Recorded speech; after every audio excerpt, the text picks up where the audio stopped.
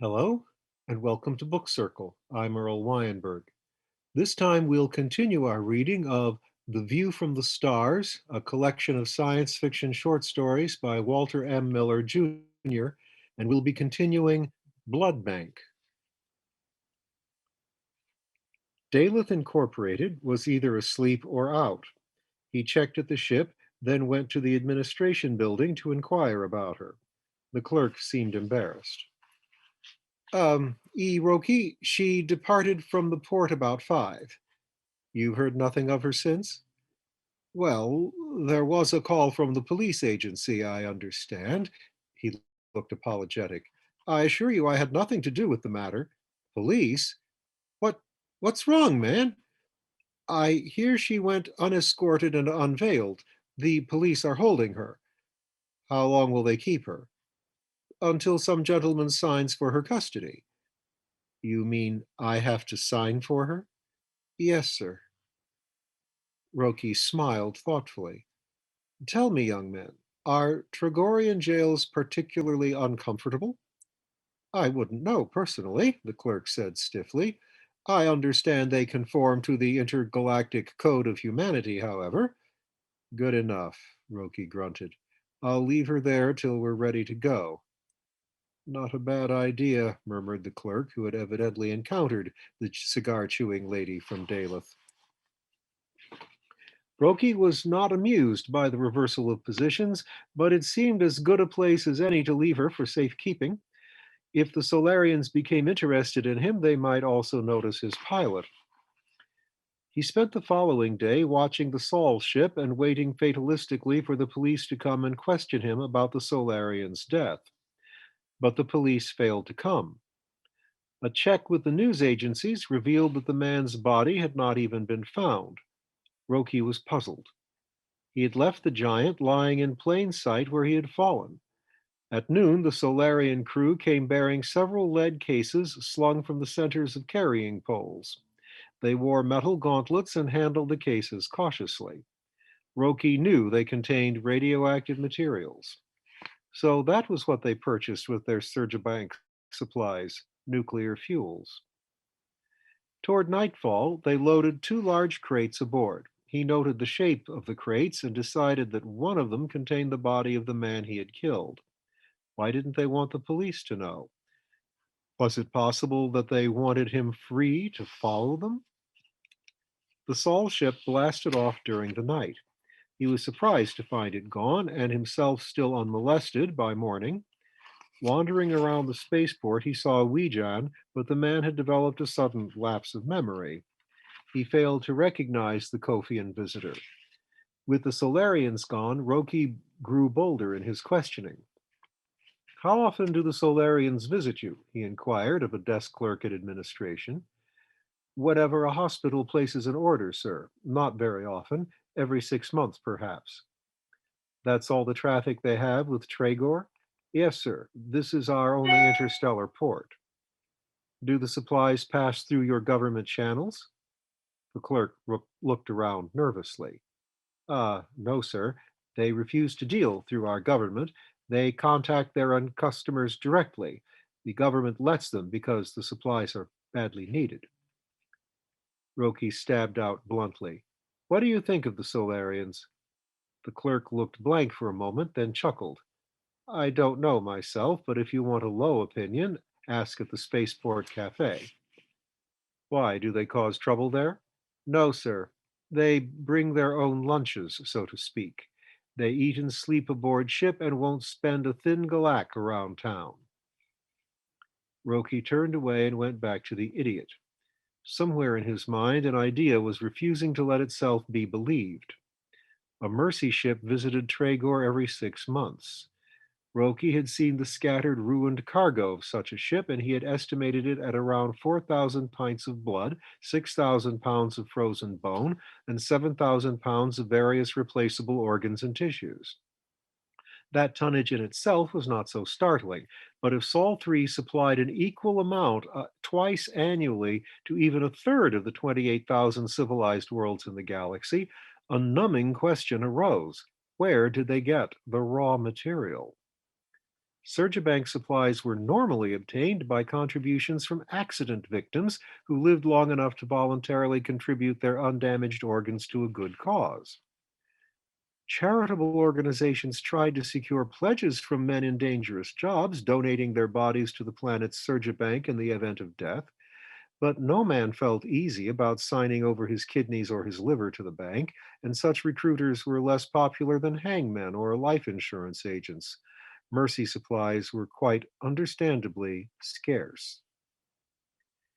The grim question lingered in Roki's mind.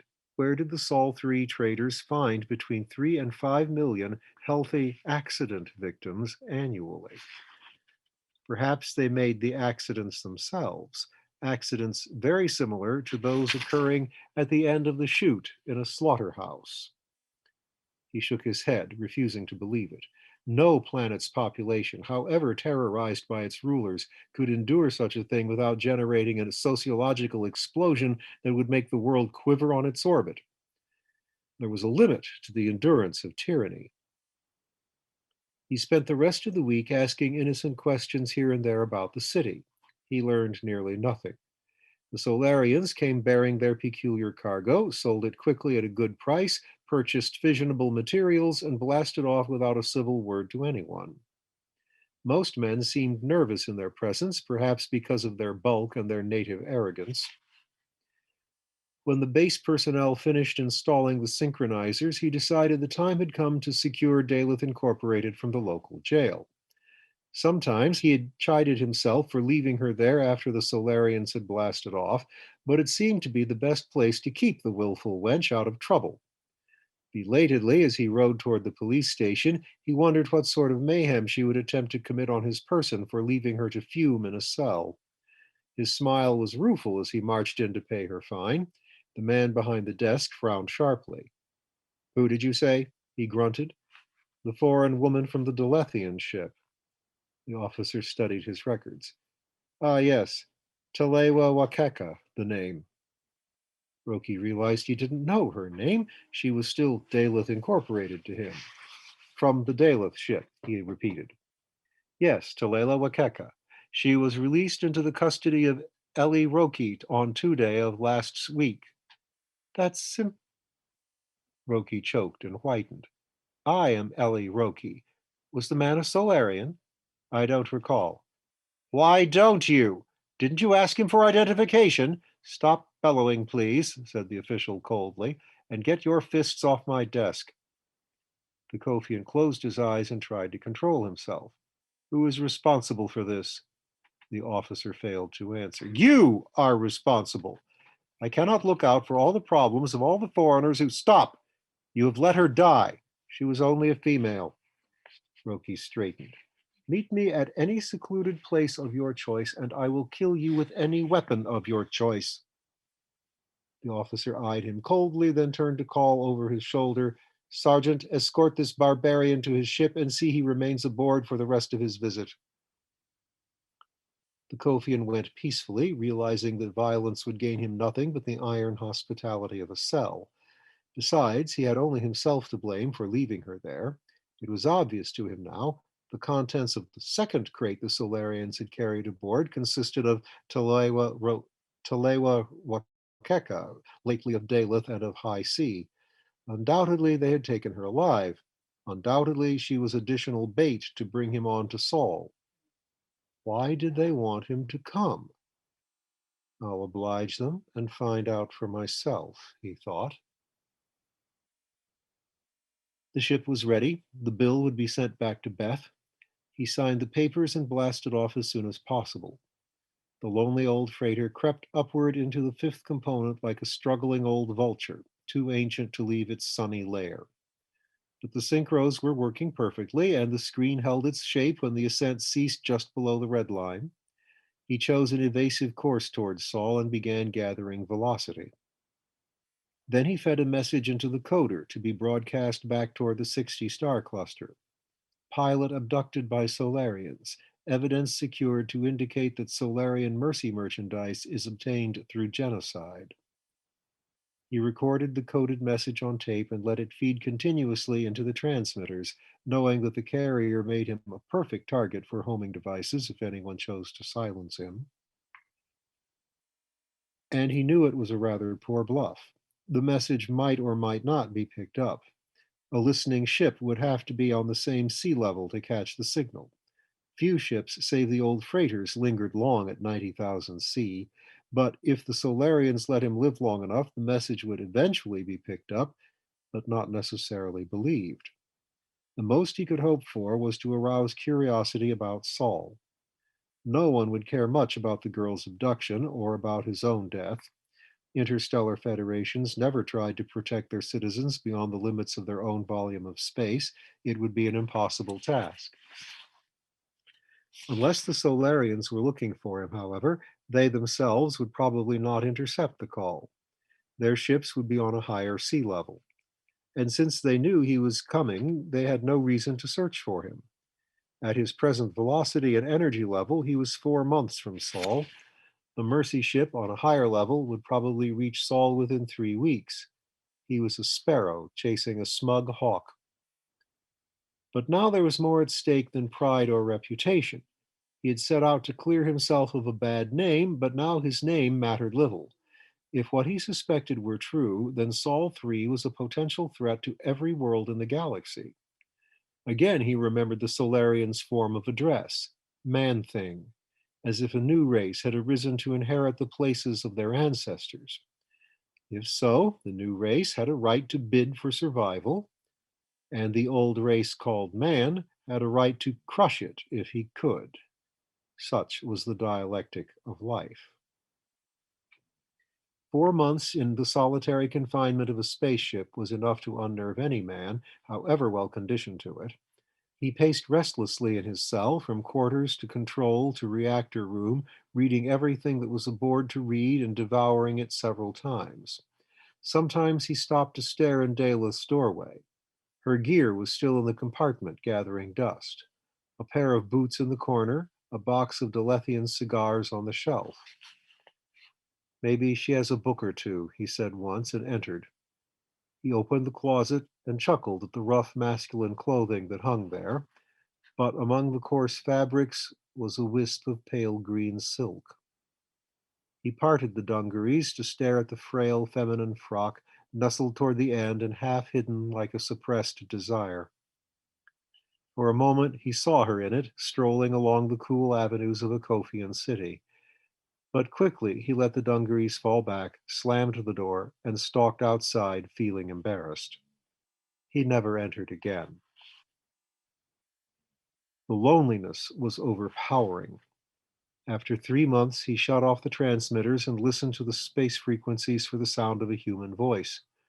There was nothing except the occasional twittering of a coded message. Some of them came from the direction of Saul. Why were they letting him come without interference? Why had they allowed him to transmit the message freely? Perhaps they wanted him as a man who knew a great deal about the military and economic resources of the 60-star cluster, information they would need if they had high ambitions in space. And perhaps the message no longer mattered if they had already acquired enough nuclear materials for their plans. After a logical analysis of the situation, he hit upon a better answer. Their ships didn't have the warp locking devices that permitted one ship to slip into a parallel sea with an enemy and stay with that enemy while it maneuvered in the fifth component. The Solarians had proven that deficiency when the Mercy ship had tried to escape him by evasive coursing. If their own ships were equipped with warp lockers, they would have known better than to try. They wanted such equipment. Perhaps they thought that the idiot possessed it, or that he could furnish them with enough information to let them build it. After several days of correlating such facts as he already knew, Roki cut on his transmitters, fanned the beam down to a narrow pencil, and directed it towards Saul. Blind stab from cluster ship Idiot, he called. Any Saul ship from Idiot. I have information to sell in exchange for the person of Telewa Wakeka. Acknowledge, please. He repeated the message several times and expected to wait a few days for an answer, but the reply came within 3 hours, indicating that a ship had been hovering just ahead of him, beyond the range of his own outmoded detectors. Cluster ship from Sol 7, crackled the loudspeaker. Do you wish to land on our planet? If so, please prepare to be boarded. One of our pilots will take you in. You are approaching our outer patrol zone. If you refuse to be boarded, you will have to turn back. Non cooperative vessels are destroyed upon attempting to land. Over. There was a note of amusement in the voice. They knew he wouldn't turn back. They had a hostage. They were inviting him to surrender, but phrasing the invitation politely. Roki hesitated. Why had the man said destroyed upon attempting to land?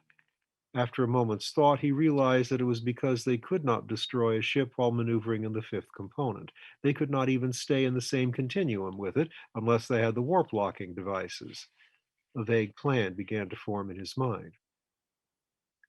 I agree conditionally. Do you have Telewa Wakeka aboard? If so, prove it by asking her to answer the following request in her own voice. List the garments contained in the closet of her quarters aboard this ship. If this is accomplished satisfactorily, then I'll tentatively assume intentions are not hostile. Let me remind you, however, that while we are grappling together, I can rip half of your hull off by hitting my C drive, unless you're equipped with warp locking devices. That should do it, he thought. With such a warning, they would certainly make sure that they had him aboard their own ship as a captive before they made any other move. And he would do best to make it easy for them. 2 or 3 hours would pass before he could expect an answer, so he began work immediately, preparing to use every means at his disposal to make a booby trap of the idiot and to set the trap so that only his continued well being would keep it from springing. The idiot's stock of spare parts was strictly limited, as he had discovered previously. There were a few spare cell SINs, replacement units for the calculator and courser, radio and radar parts, control mechanisms for the reactors, and an assortment of spare instruments and detectors. He augmented this stock by ruthlessly tearing into the calculator and taking what he needed. He was hard at work when the answer came from the Sol ship. It was Dalis' voice, crisp and angry, saying, 6 pair of dungarees, a jacket, a robe, and a silk frock. Drop dead, Roki. The Solarian operator took over. Expect a meeting in 6 hours. In view of your threat, we must ask you to stand in the outer lock with the hatch open so that we may see you as we grapple together.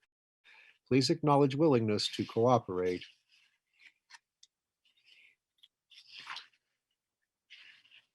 Roki grinned.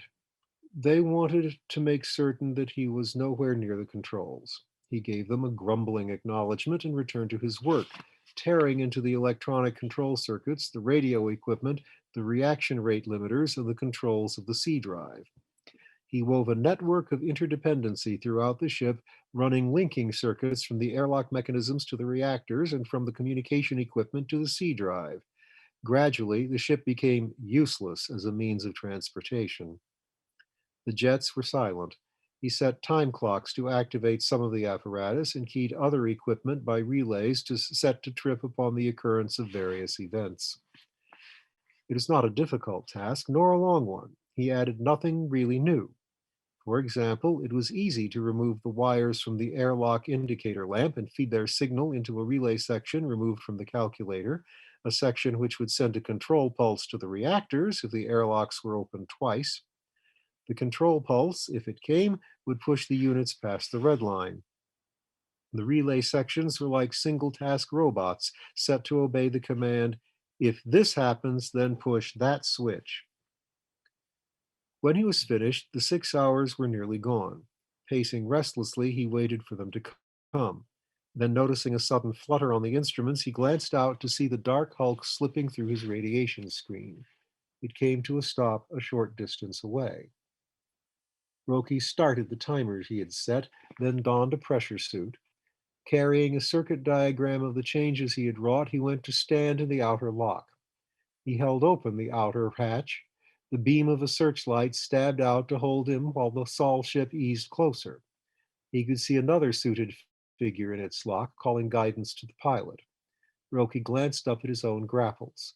They were already energized and waiting for something to which they could cling. The ships came together with a rocking jerk as both sets of grapples caught and clung. Roki swung himself across a gravityless space, then stood facing the burly figure of the Solarian. The man pushed him into the next lock and stepped after him. Search him for weapons, growled a harsh voice as Roki removed his helmet, and get the boarding party through the locks. If you do that, you'll blow both ships to hell, the Kofian commented quietly. The hatches are rigged to throw the reactors past the red line. The commander, a sharp-eyed oldster with a massive bald skull, gave him a cold stare, then slowly it became a sneer. Very well, we can cut through the hull. Roki nodded. You can, but don't let any pressure escape. The throttles are also keyed to the pressure gauge. The commander reddened slightly. Is there anything else? Several things. Roki handed him the circuit diagram. Have your engineer study this. Until he gets the idea, anything you do may be dangerous, like trying to pull away from my grapples. I assure you, we're either permanently grappled together or permanently dead. The Solarian was apparently his own engineer. He stared at the schematic while another relieved Roki of his weapon. There were four of them in the cabin. Three were armed and watching him carefully. He knew by their expressions that they considered him to be of a lesser species. And he watched them communicate silently among themselves by a soundless language of facial twitches and peculiar nods. Once the commander looked up to ask a question. When will this inner timer activate this network? Roki glanced at his watch. In about 10 minutes. If the transmitter's periodic signals aren't answered in the correct code, the signal serves to activate the C drive. I see that, he snapped. He glanced at a burly assistant. Take him out, skin him, from the feet up. He'll give you the code. I'll give it to you now, Roki said calmly. The commander showed faint surprise. Do so then. The Kofian multiplication tables is the code. My transmitter will send a pair of Kofian numbers every 2 minutes. If you fail to supply the product within 1 second, a relay starts the C drive. Since you can't guarantee an exactly simultaneous thrust, there should be quite a crash. Very well, give us your Kofian number symbols. Gladly, but they won't help. Why not? Our numbers are to the base 18 instead of base 10. You couldn't react quickly enough unless you'd been using them since childhood.